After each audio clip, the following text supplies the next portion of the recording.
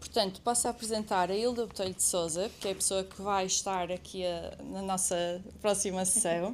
É advogada com mais de 20 anos de experiência, consultora e formadora certificada, cujo foco é conjugar e desmistificar o direito, portanto parece-me que é mesmo que era necessário, não é?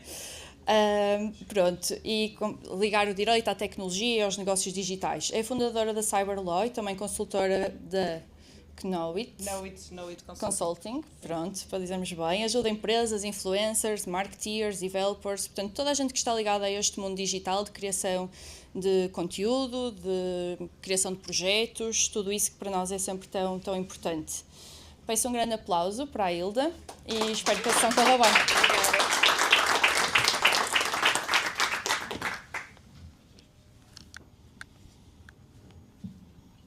Então, boa tarde a todos e a todas. Vejo aqui poucas meninas. Temos 1, 2, 3, 4. Pronto. Bem-vindos. Espero que não adormeçam. Aliás, era esse o mote aqui da minha comunicação. Então, espero que tenham tido um bom almoço. Aqui a apresentação foi um bocadinho puxada. Espero corresponder às expectativas. Eu vou, se calhar, começar pelo fim. O que acham? Tenho aqui um pequeno quiz. Se me permitem só. Eu agora vou ter que desligar isto, mas tenho medo que isto vá abaixo. Pronto. Então, convido-vos, quem tiver dados móveis, vamos começar pelo princípio, que são os dados pessoais. Então, eu utilizei esta aplicação que é a wooclap.com, está sediada na Bélgica. Esta plataforma é para quiz interativos, pronto, eu sou docente também, dou formação, portanto, para fazer com que o público interaja aqui um bocadinho. Eu vou dar uma conferência um bocadinho diferente, não gosto de termo de conferência nem nada disso, é uma conversa e também estou aqui para vos ajudar naquilo que eu conseguir, neste pedacinho de tempo. Esta plataforma WooClap, e porque é que eu estou a falar disto, está sediada dentro do espaço económico europeu, onde os nossos dados estão protegidos e esta, pelo menos, garante-nos que está em compliance, em conformidade com o GDPR, o RGPD, o Regulamento Geral sobre a proteção dos nossos dados pessoais. Dados de cada um de vocês que estão aqui hoje, meus, e de toda esta comunidade. Portanto, eu coloquei isto de forma a estar anonimizado, portanto, vocês não têm que se inscrever na plataforma, os vossos dados não vão ser transferidos e a serem transferidos é o que muito melhor que eles sabem serão os IPs e são transferidos para a plataforma, mas então vamos aqui iniciar o evento. Eu vou dar aqui. Então, já têm aí as questões? Já? Pronto. Então podem começar.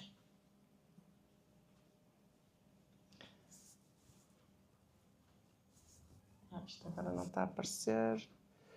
Um try-on virtual, toda a gente sabe o que é? Imaginem um provador virtual. Imaginem que vocês vendem roupa e colocam uma ferramenta de IA para servir para um tamanho M, um tamanho L, de acordo com um corpo desse tamanho, ou 38 ou 40, de acordo com os tamanhos. Ok? Pronto. Então, foi abaixo outra vez o microfone.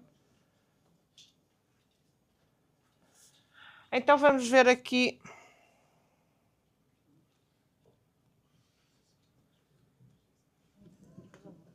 Espera aí. Sim, já me ouvem. Pronto, vamos ver aqui as questões. Temos ali 32%, 3% na rejeição, todas as anteriores. Eu não vou fazer a resposta agora, não vos vou dar a resposta. Está bem? Pode ser? Voltamos a fazer isto no fim. O que é que acham? Parece-vos bem? Temos aqui 14 dias E depois ainda temos 7h30. Temos aqui 100%. Obrigada por terem já por me facilitarem o trabalho de falar. O tal try-on virtual. Então, o que é que implica? Uso de IA, transparência para o utilizador, proibição de manipulação, ou todas as anteriores. Pronto. Então, vamos aqui ao que interessa. Eu estou sem microfone, mas como isto está a ser gravado, acho que... Ok. Pronto. Então, may the trust be with you. Fiz aqui um título que nos recorda os nossos amigos Star Wars, como tornar o teu, e perdoem-me a expressão da segunda pessoa do singular, o teu, e-commerce em conformidade. Vamos ver muito rapidamente a confiança. Pus aqui um título ao Style Star Wars, a armadura da loja, os termos e condições, os cookies e o consentimento. Se calhar fico com esse, não? Esse se calhar é que está a funcionar melhor. Desculpem, como isto está a ser gravado, é preciso... Obrigado. Eu dou cabo disto tudo. Então, cookies e consentimento, a privacy by design and by default, a política de privacidade e proteção de dados, desculpem, os nossos direitos fundamentais, reclamações e litígios, Digital Services Act, o Regulamento dos Serviços Digitais, já terão ouvido falar? Já alguém não ouviu falar? Digam-me só. Não ouviram falar? Não ouviu falar, muito bem. Também não, obrigada. O AI Act, o Regulamento da Inteligência Artificial, já temos ouvido falar, quanto mais não seja em algumas conferências também e aqui hoje também. Pronto. E depois um pequeno momento para quiz. Então, aqui o que é que temos desde logo em causa na vossa loja online, num e-commerce? E eu não sei se estão aqui pessoas que já têm lojas online, que estão a desenvolver lojas online, que vão desenvolver, que já estão no mercado, que ainda não estão e estão a pensar. Portanto, a confiança. Nós temos aqui o princípio básico e essencial de toda a legislação, a europeia, logicamente, mas a portuguesa, onde estamos, mas estamos num espaço económico europeu, que é a confiança, a ética, a transparência, ok? E eu aqui queria só sensibilizar-vos para terem sempre em conta esta questão. Porque se um vosso cliente, um vosso consumidor adquire algo que não é real, que não é verídico, ou que tem um aspecto XPTO e que não é aquele aspecto que ele vai ter na realidade, isso deve ser, por exemplo, pode ser feito com a inteligência artificial, sim senhora, já vamos ver algumas exceções, mas tem que ser comunicado que é feito. Aliás, isso começa logo aqui na minha apresentação. Eu fiz esta apresentação recorrendo a uma ferramenta de inteligência artificial, que é o Gama. Estou a fazer transferências para fora do espaço económico europeu, tudo bem, mas são os meus dados, sei que dados é que estou a fornecer.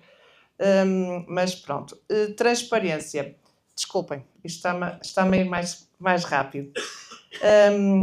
Esta questão da compliance e esta questão de... Claro que vou puxar a brasa à minha sardinha, eu sou advogada, mas sou consultora e sou advogada já quase não faço tribunal. Eu evito problemas, ou seja, as pessoas vêm ter comigo e dizem: "Oh Hilda, olha, como é que eu posso poupar custos e poupar multas?" Pronto, e é preciso, todos nós que estamos no terreno, todos vocês, eu, conjuntamente com vocês, aqui, termos a noção de que se informarmos mal também os vossos clientes, e vocês têm uma responsabilidade, vocês, quem está a desenvolver, quem também presta serviços como subcontratante, ok? E este subcontratante, nos termos do regulamento sobre a proteção de dados, há que haver acordos por aí fora. Desculpem, isto está sempre a passar, eu estou aqui e vocês estão a fotografar, mas já lá vamos.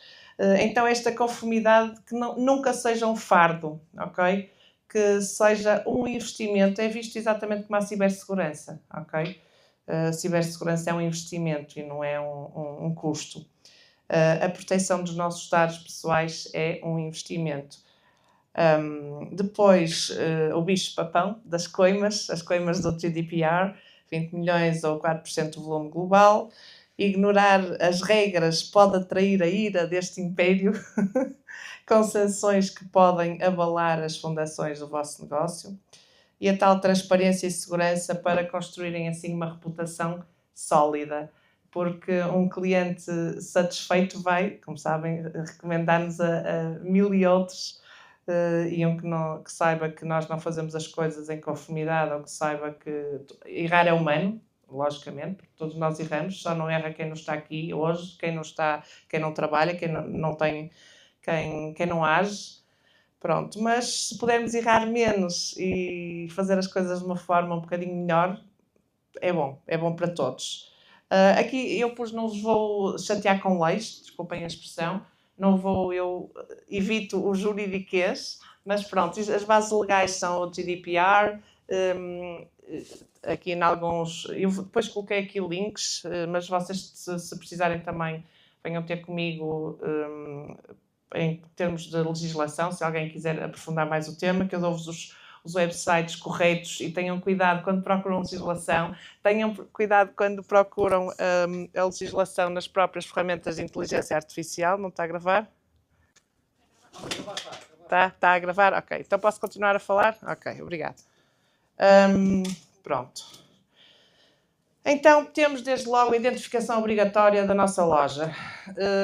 Temos a identificação obrigatória e como todos sabemos, nós somos portugueses, gostamos ainda no outro dia. Eu dou formação também anticorrupção, anti-branqueamento de capitais, por aí fora, ainda ontem estive a dar formação o dia inteiro, mas infelizmente nós não sei se sabem que ficamos de 2024 para 2025.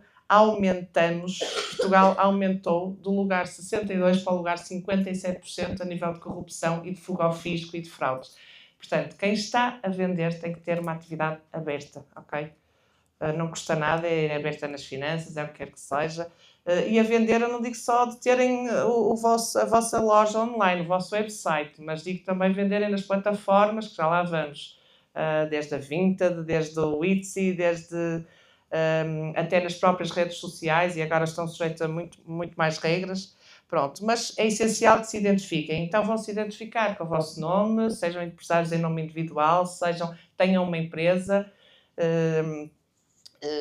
Claro que no início ninguém vai abrir uma sociedade para iniciar um negócio, iniciam como empresário em nome individual, dependendo do negócio, logicamente, ou em prestação de serviços também, mas têm que se identificar. Eu hoje estou aqui, por acaso é um mau dia, é um mau dia seguinte, porque eu venho para um evento da WordPress e o meu website está em baixo, erro 404. Senão eu ia-vos dar o exemplo do meu website, que tem lá o meu nome. Portanto, eu sou a responsável pelo tratamento dos dados de quem visitar o meu website, mas Hilda Botelho de Sousa, NIF tal, cédula profissional 8554P, morada na Avenida Marcelo Gomes da Costa, Porto, por aí fora, ok? Este é a minha identificação. A minha morada física, a loja online tem que ter sempre uma morada física. Vejam as coisas de outro prisma. Vejam as coisas, vocês como consumidores, vocês como compradores. É preciso terem a transparência. Ninguém vai a um website, por exemplo, da Nike e que veja uma coisa muito bonitinha e até acho que é da Nike, quer dizer, da Nike, e peço desculpa pela publicidade, mas se calhar da Nike não. Mas há um website que não conhecemos tão bem. O que é que vão ver? Se ele existe. E se ele existe, como é que vão ver se ele existe? Digam lá. Contactos, morada. Termos e condições, muito bem. Mais. Designação social, que é esta identificação, muito bem. Portanto, vamos ver se ela existe. E ela até pode ter tudo direitinho e não existir, ok? Também já tive dessas situações e isto é quase diário, cibercrime, contactam-me a dizer o que é que podemos fazer. É sim, é contactar o CNCS, é contactar a unidade C3 da PJ, tentarmos ir aos IPs, mas é um bocado complicado. Pronto. Mas garantir que os vossos utilizadores têm esta primeira informação, que é a nossa apresentação. Ok? Depois temos a transparência nos créditos, e já vamos falar disto mais à frente. Isto faz parte já dos termos e condições. Os preços devem ser claros, devem indicar se inclui o IVA, se não inclui, devem indicar se têm taxas, se têm importes, os custos adicionais, deve ser tudo transparente, tudo exibido. Eu tenho assistido a websites recém-feitos e depois vêm ter comigo, olha, vejam se isto está bem. Eu digo, apaguem isso todos, vamos fazer de novo. Mais vale não fazerem, porque dá muito mais trabalho. Meios de pagamento e acessibilidade também. É necessária a informação, e pode constar nos termos e condições, ou pode ir com um simples plugin para os meios de pagamento, e como hoje também têm as empresas aqui representadas, informar. Toda esta informação é necessária estar visível no footer do website. Eu estou a falar de websites, ok? Estou a falar supostamente da loja de e-commerce tradicional, online, mas também podemos estar a falar de uma loja simples no Facebook ou nas redes sociais, também é possível. Pronto, isto tem por base legal o Decreto-Lei 24/2014, não vos interessa nada, mas está ali. Pronto, isto depois fica disponível para vocês consultarem. Os termos e condições, o chamado Manual do Vosso Império, vocês têm que ter regras claras para os vossos consumidores. O tal Códex Imperial dos Termos e Condições, isto é como se fosse um guia completo da vossa casa, que é a vossa loja, ok? Dependendo dos produtos também que vendam, e depois têm que ver legislação especial em termos de garantias, porque hoje em dia as garantias são de 3 anos, mas depois depende do tipo de bens em causa e da legislação específica. Isto foi outra vez à vida.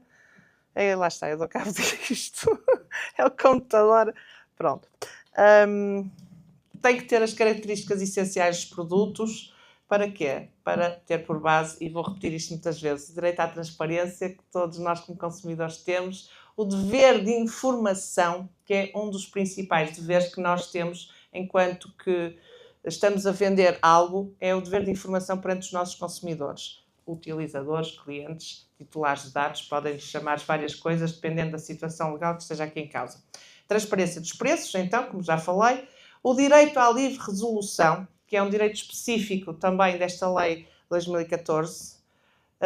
São quantos dias? Muito bem.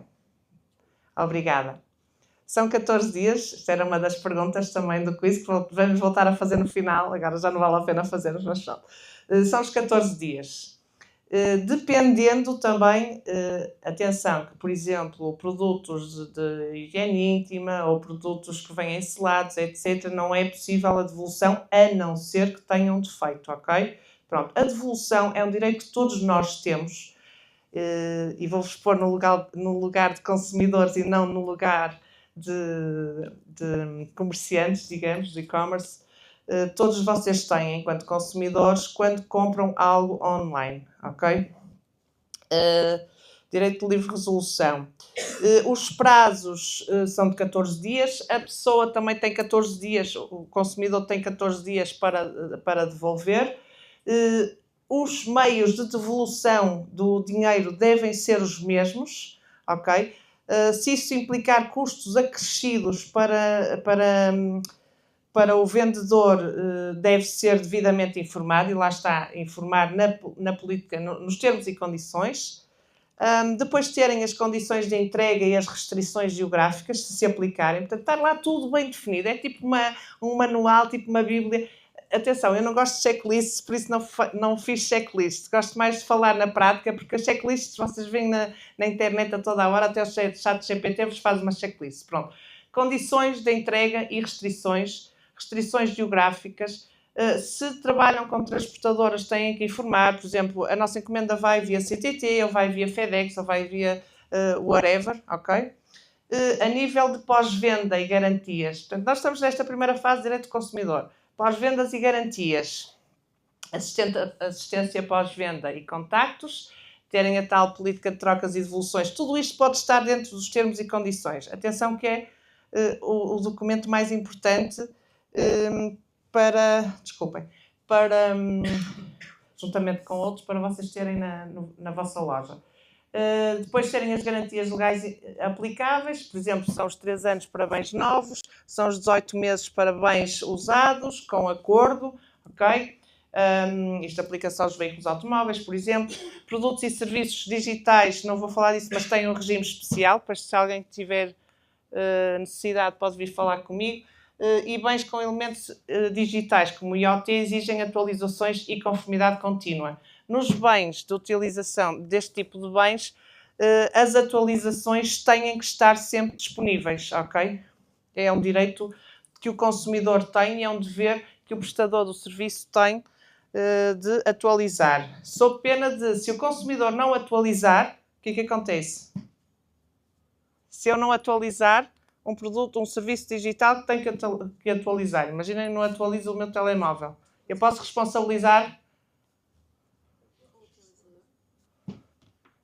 se eu não efetuar as atualizações necessárias do produto, eu posso responsabilizar a entidade.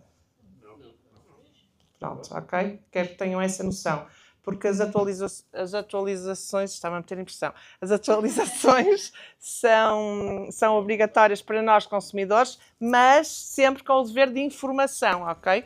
Nós temos que ser informados, deverá proceder a uma atualização do nosso software ou do whatever, e o consumidor deve proceder a essa atualização. Vou tentar outra vez, eu falo alto, mas... Pronto, cookies. As bolachinhas, não vou falar de cookies com profissionais, não vou falar, mas vou falar do essencial, que é, por favor, os cookies estão sujeitos a uma legislação que é a diretiva do e-privacy, ainda. Aliás, ainda esta semana a Comissão Europeia estava a pensar aprovar a nova regra dos cookies, e estamos a falar aqui dos gestores de cookies, de ser... este cansaço que nós temos de aceitar tudo, ou sermos obrigados a aceitar tudo e os nossos dados serem rastreados. Portanto, foi cancelada ontem a nova iniciativa legal da Comissão Europeia de legislar nesta matéria. Não me perguntem porquê. Okay? Interesses mais altos se sobrepõem, mas isso estava previsto. Aliás, a nossa CNPD, a nossa Comissão Nacional da Proteção de Dados, está para fazer um parecer há mais de... Estamos em 2025, desde 2020 ou 2021, e nós, de mês a mês, esperamos o parecer, não existe. Pronto, cookies. Cookies são os estritamente necessários, e sem haver necessidade de consentimento. Então, os que são necessários para autenticar, para os carrinhos de compras, isto está a fazer um bocadinho de eco. Para segurança, por exemplo, para a prevenção das fraudes online e para a gestão de sessão. Tudo o resto tem que ter consentimento. Tem que ter uma política de cookies que pode estar dentro da vossa política de proteção de dados, privacidade e proteção de dados, por isso é que lhe chamamos política de privacidade e proteção de dados, porque os cookies estão neste âmbito da privacidade, não são regulados pelo RGPD, são regulados por esta diretiva, ok? Mas o consentimento que é exigido pela lei, e desculpem-me estar a ser chata com isto, e se não perceberem, por favor, interrompam-me, este consentimento que é exigido é o consentimento nos termos do RGPD, ok? Portanto, há aqui um decurso e uma interação entre ambas. Este consentimento, e eu não trabalho para nenhuma empresa de gestão de cookies, mas o conselho que dou sempre é: usem um gestor de cookies sediado no Espaço Económico Europeu. Têm exemplos, Cookieboot, whatever, pronto. Porque têm que ter as opções: aceitar todos, gerir preferências, não aceitar nenhum, pelo menos. E depois, dentro de cada janela, portanto, terem exatamente quais são os cookies que vocês têm ali. Se não precisam deles, não os utilizem, ok? Temos aqui o princípio da minimização dos dados e da limitação do tratamento dos dados pessoais. Pensem sempre nisto, quando estiverem a desenvolver os vossos produtos, pensem sempre nisto do outro lado. Ou seja, ponham sempre no papel de consumidores. Ou de vossos familiares, eu acho mais fácil, de vossos familiares a consumirem o vosso produto. Pronto. Portanto, não podem ter caixas pré-selecionadas, não podem ter botões obrigatórios. O que é obrigatório é terem os botões de aceitar, rejeitar e, portanto, terem este dever de informação, ok? Não vou ter muito mais sobre isto, depois estou à disposição se não tivermos tempo para perguntas, mas ficam com o meu contacto se precisarem de ajuda. Privacy by Design é um dos princípios fundamentais do GDPR, do Regulamento Geral sobre a Proteção de Dados, e já ouviram falar disto? Privacy by Design and Privacy by Default. O que é que significa? A privacidade deve ser implementada logo desde a concepção técnica do produto, ok? E o que é que isto significa? Eu tenho que integrar a proteção dos dados, por isso é que é muito importante também quem está a desenvolver com vocês ter a formação adequada. E nós em Portugal até temos, o nosso CNCS tem formações gratuitas, pronto, básicas, claro, mas como houve pessoas aqui que erraram até nas questões, há sempre ainda necessidade de saberem mais. Então esta Privacy by Design implica a encriptação ponta a ponta, a segregação das bases de dados, isso vocês melhor que eu sabem, os controles de acesso, os logs e monitorização contínua, testes de segurança e hardening. Não se esqueçam disto. E a by default é configurados por defeito. Ou seja, esta configuração inicial deve sempre, lá está, apanham-se do outro lado, proteger o consumidor, ok? E nunca expô-lo. Recolherem o mínimo de dados, as checkboxes estarem sempre desligadas por omissão, só perguntarem e recolherem os dados que são estritamente necessários e já sabem, dados sensíveis são excluídos por padrão, dados biométricos, dados de saúde, dados de religião, dados de ideologias políticas, por aí fora. Isto reduz os riscos de violações de dados, evita coimas e lá está, confiança aqui sempre em linha de conta. Muito rapidamente, então, vou passar à política de privacidade e proteção de dados, os nossos direitos fundamentais de cada um de vocês, cada um de nós, enquanto titulares. De cada um de vocês, por exemplo, que trabalharem por conta de outrem no âmbito de um contrato de trabalho, ok?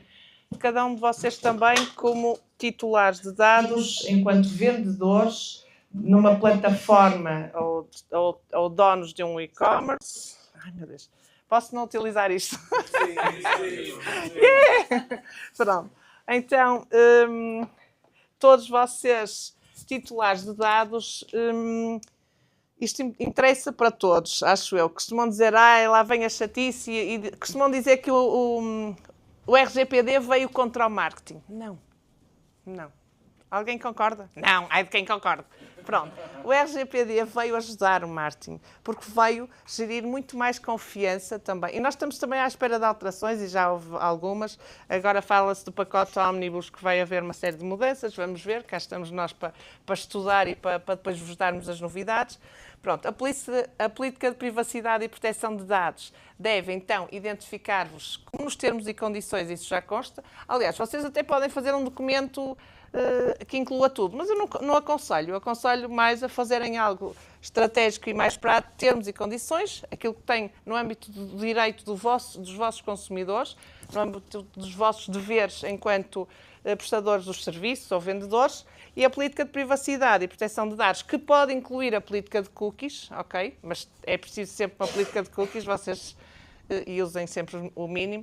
Pronto, tem que identificar quem é o responsável do tratamento, que são vocês, é o titular do negócio, é a empresa XPTO Limitada, é Hilda Botelho de Sousa, advogada, responsável pelo tratamento dos dados. Atenção, não confundam com encarregado de proteção de dados. O encarregado de proteção de dados é o DPO, é quem vai ajudar e auditar também o responsável de tratamento nas operações de tratamento de dados. E depois temos subcontratantes também, que são as empresas que é preciso haver acordos de tratamento de dados entre, por exemplo, quem faz desenvolvimento e que vende softwares, etc., como vocês sabem e já os viram, para protegerem os dados.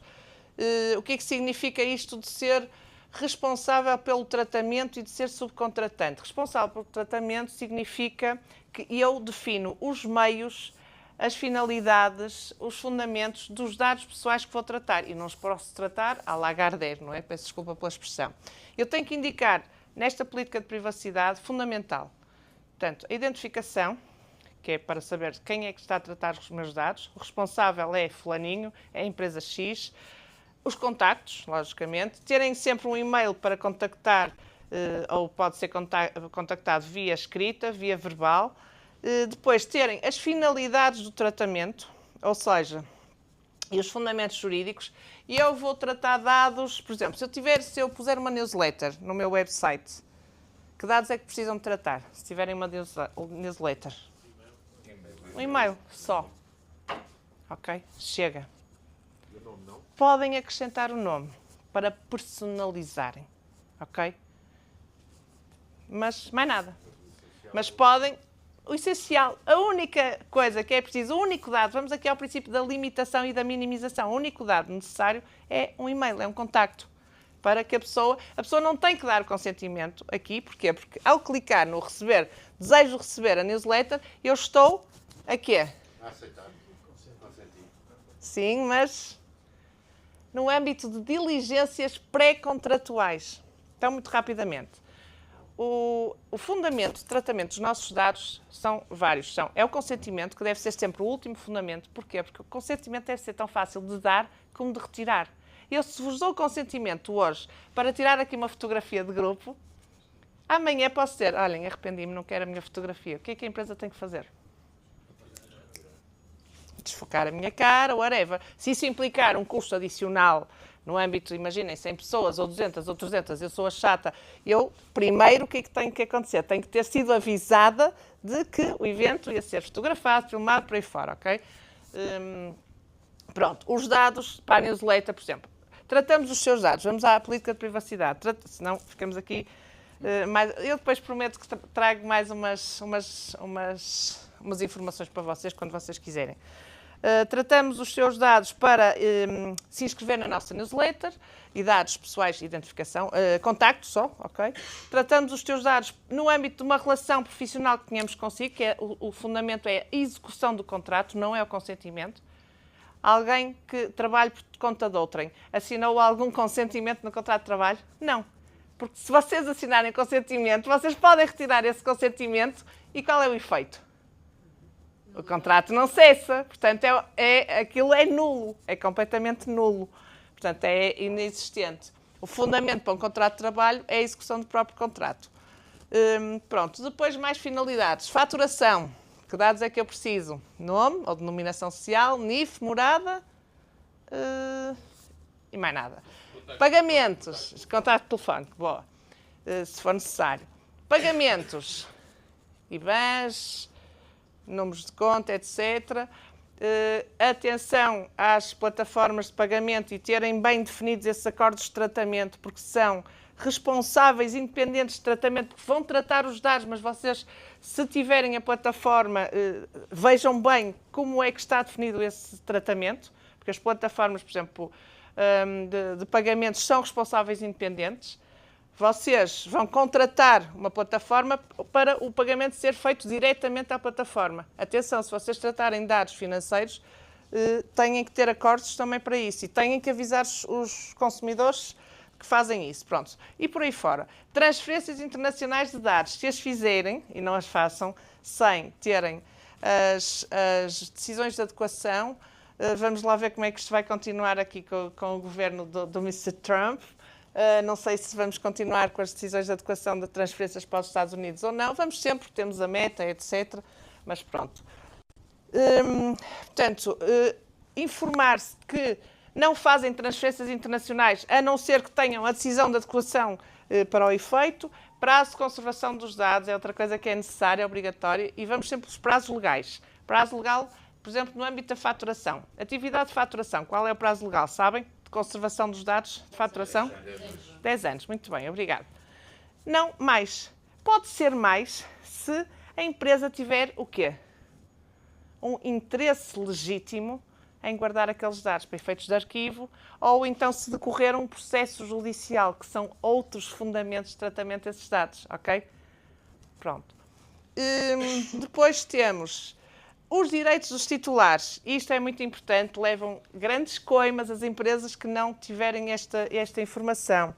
Retifica acesso, e lembram-se agora do direito de acesso que nos foi negado quando fomos obrigados a clicar que não queríamos que a inteligência artificial fosse treinada com os nossos dados na Meta, e eles utilizaram o interesse legítimo, e neste momento a Comissão Europeia cedeu e está a utilizar o interesse legítimo como aplicável para os nossos dados serem treinados. Toda a gente no LinkedIn recebeu isso novamente, certo?